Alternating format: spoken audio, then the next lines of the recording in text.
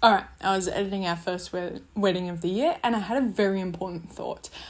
This is something that haunts a lot of brides, and if you're a bride that really cares about the experience on the day, this is probably what you are thinking over and over. So I just want to offer a little bit of reassurance.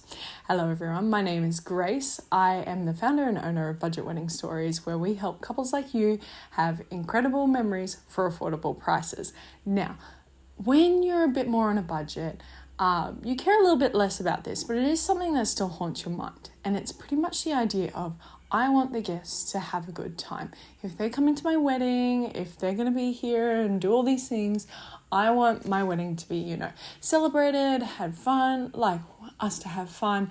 I want my wedding to be talked. Essentially, it boils down to, I want them to remember that this was a fun wedding. But let's be real. Let's really talk about what guests really remember about your wedding. And hopefully throughout this video, it covers a couple of tips to help your guests still have a great experience on a bit more of an affordable and achievable budget. So let's go. Ultimately, at the end of the day, people remember how they felt. What were the vibes? How was it? And this kind of splits into about 5 different categories. Number 1, how did they feel in the sense of food? How did they feel when they were fed? Let's be real. Did they have enough food? Was it good food? Did they feel satiated? I think it's the satiety index is an index that literally measures how full you feel after certain meals and stuff like that. So did they feel fed?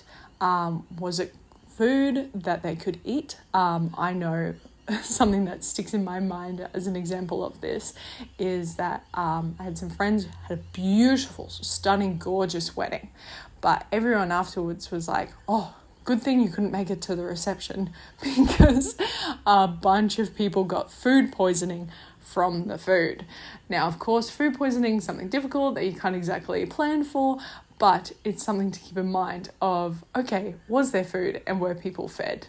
Thinking in those categories. On top of that, don't stress yourself out about the quality of the meal. To be honest, I've had hundreds of wedding meals as a wedding vendor, and I know as a wedding vendor, we kind of get the short end of the stick with the worst meals. There's been some great ones, but pretty much I only vividly remember one meal, commenting on how awesome it was. And to be honest, I can't even really remember the content of that meal. So don't stress yourself out over the quality of the meal, how much, what it's going to be like, unless it's miles ahead, unless you are paying ultimate premium for your meal. People just want to be fed and they don't want to vomit afterwards. Let's be real. Okay, that's fed.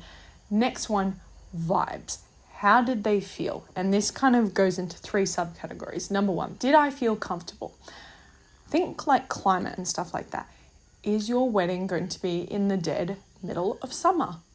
In that case, people are going to be really hot. I have very vivid memories of one particular wedding that was, I believe, on the 20th of January, would have been 2018, I think.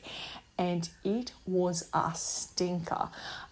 It was easily 40 degrees. We were on a golf course in flat, full sun. There was no shade, nothing. And on top of that, the bride was late. The limousine had gotten caught on the gutter, and so she was late by 45 minutes. Everyone is in long pants, and a few people got heat stroke as a result. So think climate. On the inverse, is it going to be freezing cold? Do you need gas heaters there for the reception? Do people need to bring extra blankets or jackets? These are things that you should really keep in mind, because otherwise it's really going to kill the vibe really quickly. On top of that, weather. Is it going to be windy? Is it going to be wet? I know we kind of have yes, there needs to be a wet weather plan, but let's flesh that out. What does that actually look like in practice? Are people's shoes going to be soggy? How are we going to deal with that? I'm not hoping to add more to your plate to think about, but these are important things that do happen on people's weddings days, and so you may as well be prepared. Just give it at least just an hour of thought. In all your wedding planning, just give it an hour of thought, please. Number 2, did I feel comfortable? Think socially. Were there people to talk to? in terms of if it's like arranged seating, if you're doing arranged seating, were there people for them to talk to around them? I had a wedding that I was at one time, and just for friends, and there weren't too many people to talk to, and the people that I was there to talk to, I didn't really want to talk to. And I know you can't understand every single person's social dynamics. This is why I favor more of a system where people seat themselves. But if you are going to do proper seating, just be aware for enough people to have people to talk to. Please, I beg of you. On top of that, a +1. Do they have people to talk to, or do they have a +1? Are they bringing dates? I know, especially more on the budget end, it is very popular, and I would recommend this too, of slicing +1s, but it's just something to be aware of. Number 3, did I feel comfortable? Think safe. My parents, for example, had a wedding on the edge of a cliff.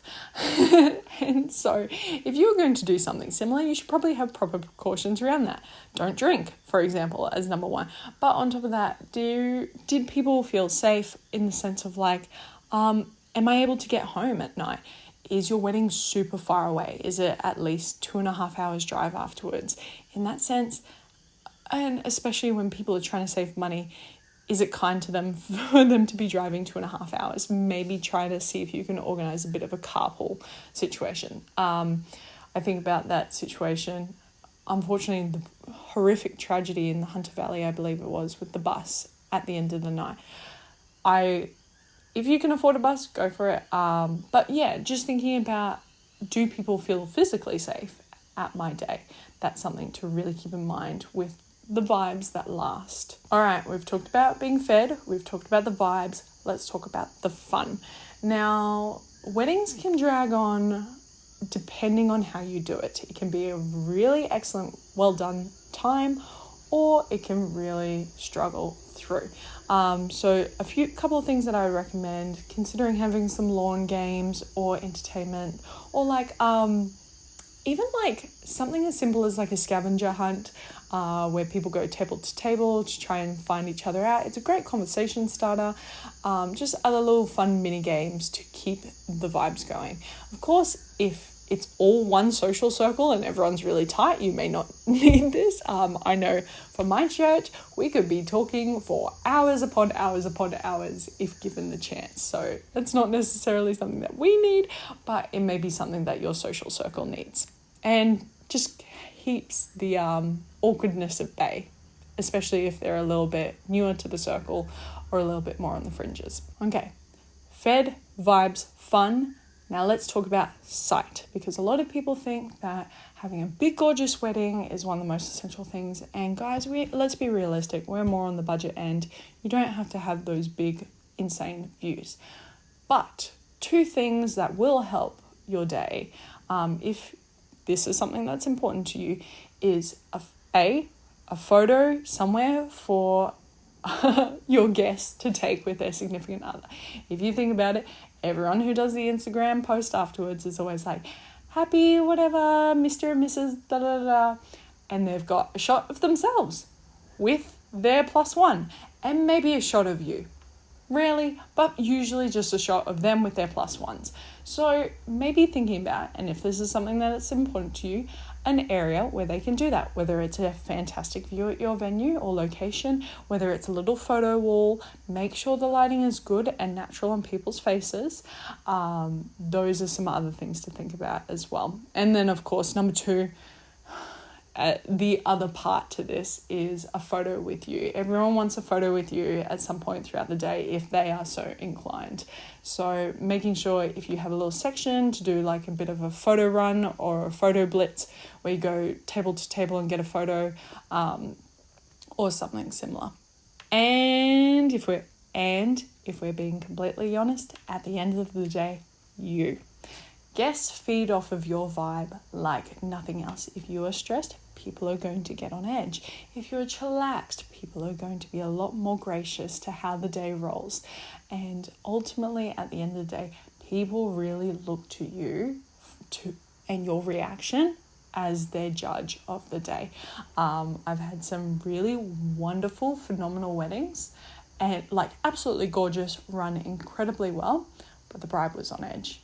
And as a result, people were having a lot less fun, The night died very quickly and people were very quick to go home. And I've had the inverse as well, where everything has gone to... but because it's a little bit more of a que sera kind of day, everyone vibes out. Everyone has a good time. People stick around and have good chats. So you'd really be surprised. It comes down to how you as a couple hold yourselves and how you are personally feeling on the day. So something that might be worth investing in is some coping strategies if things go wrong. I know for me, the morning of, I was like, well, it's too late now. Que sera. Whatever happens, happens. I'm not going to let it raise my cortisol one bit. I don't care if the church burns down, if someone dies or something happens. And there were some very entertaining moments that went wrong on my wedding day.